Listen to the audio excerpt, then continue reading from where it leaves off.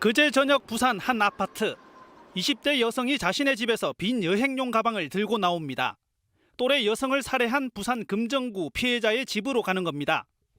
이 여성은 시신을 훼손한 뒤 여행용 가방에 담아 택시를 타고 이곳 부산과 경남 경계지점 낙동강변 숲속에 시신 일부를 버렸습니다. 범행은 어제 새벽 1시 반쯤 여성을 태웠던 택시기사가 미심쩍다는 신고를 하면서 드러났습니다.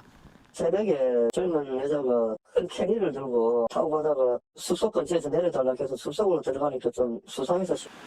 출동한 경찰이 가방을 찾아 열어보니 안에는 피 묻은 옷가지와 피해자의 신분증도 들어 있었습니다. 피해자의 시신 나머지는 피해자의 집에서 발견됐습니다. 경찰은 범행에 사용된 흉기도 확보했습니다. 조사 결과 두 사람은 서로 모르던 사이였습니다. 아르바이트 앱으로 만나 대화 도중 말다툼을 벌인 것으로 알려졌습니다. 범행 시간 3일 전부터 그 아르바이트 앱으로 해가지고 그날 이제 세태맨 관계에서 살인하고.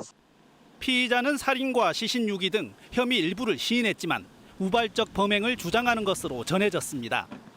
경찰은 피해자의 시신을 부검하고 피의자를 상대로 정확한 범행 동기 등을 조사한 뒤 구속영장을 신청할 계획입니다.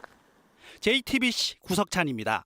네, 이 20대 여성은 지난 26일 날 그 오후 5시 반경에 피해자의 집에서 이 피해 여성을 갖다가 살해하고 그리고 흉기로 시신을 훼손을 했습니다.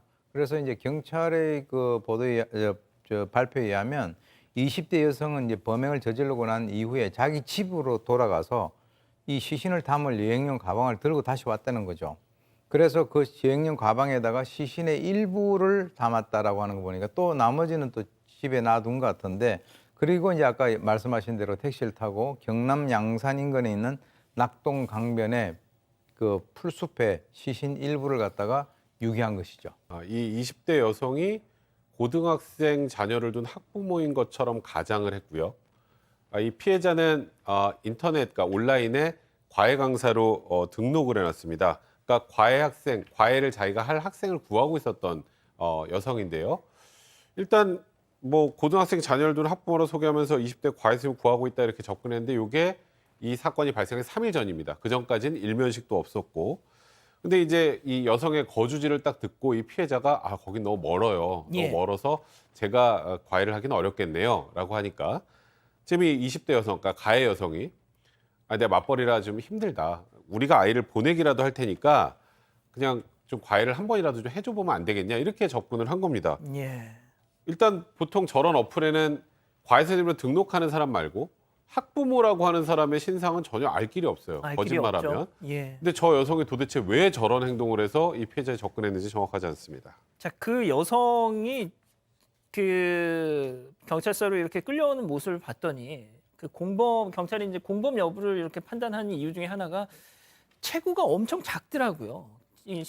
키가 커봐야 한 150대 초반 정도 돼 보이는 여성이었는데, 자, 교수님, 일단 이 범행 자체는 끔찍하기 이를 데 없었지만 앞서 이제 택시 기사한테 이렇게 약간 의심을 샀던 부분이나 또 흉기도 피해자 집에 놓고 왔다고 하더라고요. 근데 지금 뭔가 좀 빈틈이 많이 보입니다. 이게 퍼즐이 잘 맞지 않는 그런 그 범행 같습니다. 왜 그러냐면 처음에 이 피해자에게 접근하는 그 방법 자체가 본인이 어떤 그 스토리를 만들어서 그 피해 여성에게 접근을 했고요. 그리고 이제 그날 처음 만난, 만약에 이 그 여성의 말이 옳다라고 한다면 그날 처음 만난 그 여성을 갖다 살해하고 또 시신을 훼손하고 유기했다라고 하는 이 자체가 굉장히 좀 그 이해하기 힘든 것인데, 본인은 우발적 범행이었다라고 이렇게 주장을 하고 있습니다. 근데 우발적 범행이 아닌 이유가 있어요. 왜냐하면 처음부터 자기는 거짓말하고 접근했잖아요. 예. 우발적이라고 하는 것은 둘이가 뭐 같이 이렇게 지나가다가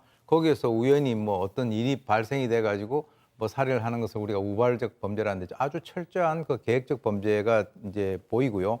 그리고 이제 경찰이 또 이 시신을 갖다가 또 훼손까지 했다라고 하는 것을 보게 되면 이게 철저한 계획 범죄 또는 이제 그 사이코패스일 가능성에 대해서도 지금 그 여지를 남겨놓고 있는 그런 상황입니다.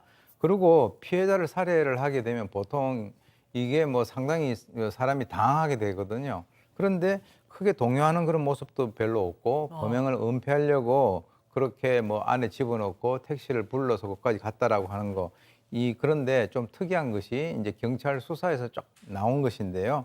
이 20대 여성의 교우 관계가 거의 없었다.